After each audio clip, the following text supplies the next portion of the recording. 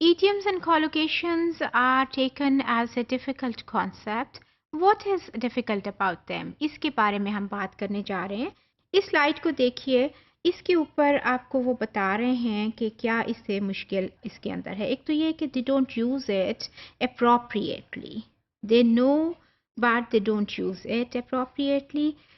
उसको जो ठीक उसका यूसेज होना चाहिए है वो उनको नहीं पता होता. अगरचे they know that if we say that come to the point और this is day and night and this is what we mean by this collocation or by this idiom, they know it but they don't use it appropriately or properly.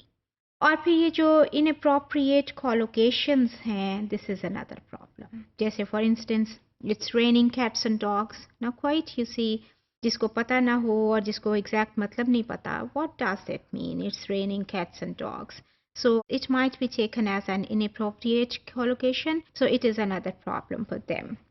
तो उसके बाद फिर ये है कि they know the correct meaning, but they don't know the context. Context का उनको नहीं पता होता.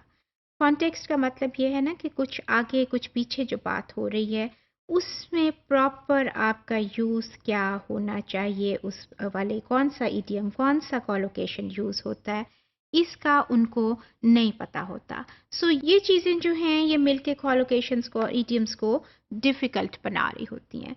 उसके अलावा और क्या क्या बातें हो सकती हैं जो कि उनके साथ डिफ़िकल्टी एसोसिएटेड है. ये देखिए, कॉम्बिनेशन ऑफ करेक्ट वर्ड्स.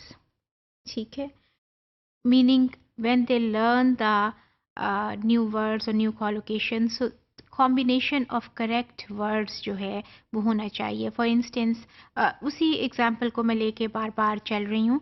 जैसे day and night है, so you can use only day and night. This combination can be used. You can't say day and evening, you can't say day and darkness, you can't say morning and night.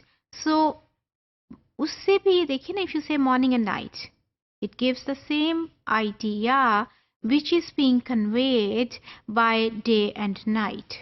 ठीक है, लेकिन आप उसको change नहीं कर सकते. So correct combination words का होना चाहिए. दूसरा प्रॉब्लम उसमें आता है कि no proper translation is there. जैसे एग्जाम्पल है, it's raining cats and dogs. क्या ट्रांसलेशन आप उसकी करेंगे कि जी बारिश में बिल्लियाँ और कुत्ते बरस रहे थे. सो पेरेंट ट्रांसलेशन तो ये बनती है ना. This is another problem that there is no translation. और यहाँ एक पॉइंट में और लिंक करूँगी. जो ट्रांसलेशन है टू है फर्स्ट लैंग्वेज, हमारी जो नेटिव लैंग्वेज है, उसमें जो भी बात हम करते हैं ऑटोमेटिकली हमारा माइंड उसको ट्रांसलेट कर रहा होता है. क्योंकि हमारे अगर हम we are talking about English, that is not our native language, that is for us, for the educated community, it might be second language. जो कि आप नेटिव लैंग्वेज के बाद जो समझते हैं ये समझ सकते हैं. It might be second language for the educated ones, लेकिन जहाँ पे एजुकेशन नहीं है पाकिस्तान में, this is still foreign language. So आपका नेटिव लैंग्वेज जो होता है उसका सेटअप आपके माइंड में वो फिट होता है, वो उसके लिए आपका माइंड प्रोग्राम्ड होता है, जैसे कंप्यूटर की प्रोग्रामिंग हुई होती है ना, इसी तरह से. सो ऑटोमेटिकली जो बात होती है वो आपके ट्रांसलेशन में जाती है. आप नहीं भी करना चाह रहे तो आपका माइंड उसको ट्रांसलेट करके देख रहा है और समझने की कोशिश कर रहा है. सो उसकी प्रॉपर ट्रांसलेशन चूंकि हमारे पास नहीं होती कॉलोकेशंस की और उसकी इडियम्स की, तो उसके लिए हमें डिफ़िकल्टी होती है. जैसे into the fire, so it doesn't mean that somebody is jumping into the fire, it is meaning it's very tough time. So into some serious problem. तो लेकिन आपका माइंड जब उसको ट्रांसलेट करेगा तो उसमें जाएगा. So we don't have proper translation, so this is another difficulty. फिर tricky use of words. Yes, words जो होते हैं बड़े ट्रिकी से यूज़ हो रहे होते हैं उसके अंदर. सो आपको ये प्रॉब्लम वो करते हैं. इसी से जैसे अभी मैंने कहा कि कैट्स एंड डॉग्स की एग्जांपल मैंने आपको दी, तो अगेन वो देर इज़ नो सेंस के रेन के साथ कैट्स एंड डॉग्स यूज़ किया जाए. So it's a use of tricky word. फिर there are no grammatical rules.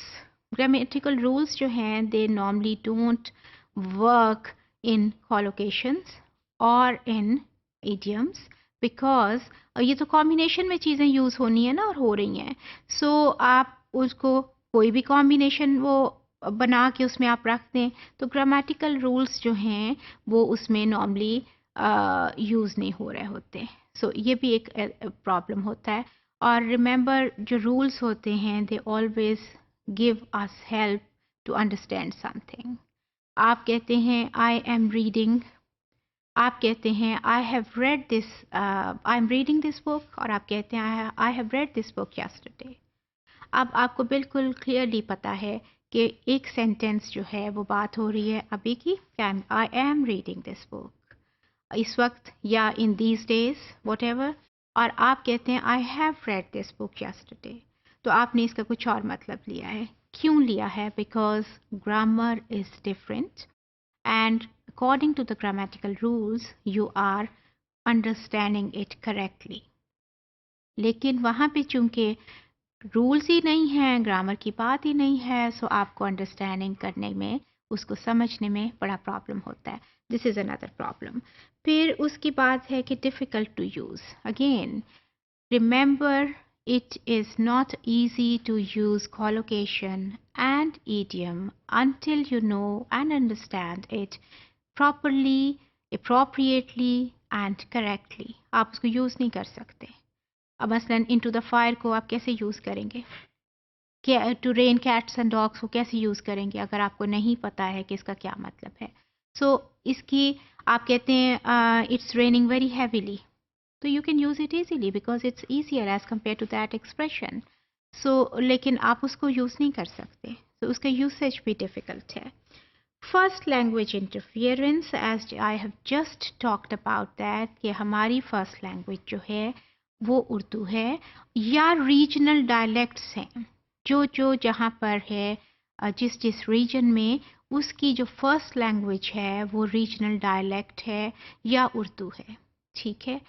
और आपके माइंड में उसका सेटअप जो है वो उसका बिल्कुल फिट हुआ है. जैसे एक एग्जांपल मैं आपको देती होती हूँ अक्सर, और अक्सर अपने स्टूडेंट्स को भी देती हूँ, दूसरों को भी, कि ड एंड ट साउंड जो है वो अरेबिक में नहीं है. So Arabs can't pronounce D and T sound. They will always say pick up the telephone, open the door. क्यों? कि उनके उन माइंड में उनके फर्स्ट लैंग्वेज से सेटअप वो है. सिमिलरली आपके माइंड में जो सेटअप है, आपका माइंड ऑटोमेटिकली उसको ट्रांसलेट करेगा, ऑटोमेटिकली उसमें जाएगा, ऑटोमेटिकली उस चीज़ को उस रूट से होके एक्सेस करेगा. उसको हम फर्स्ट लैंग्वेज इंटरफियरेंस कहते हैं. सो कॉलोकेशंस में और ईडियम्स में जो फर्स्ट लैंग्वेज इंटरफियरेंस है वो भी साथ साथ चलती रहती है. आपने यूज़ करना है, first language interference is there. आपने समझना है, first language interference is there.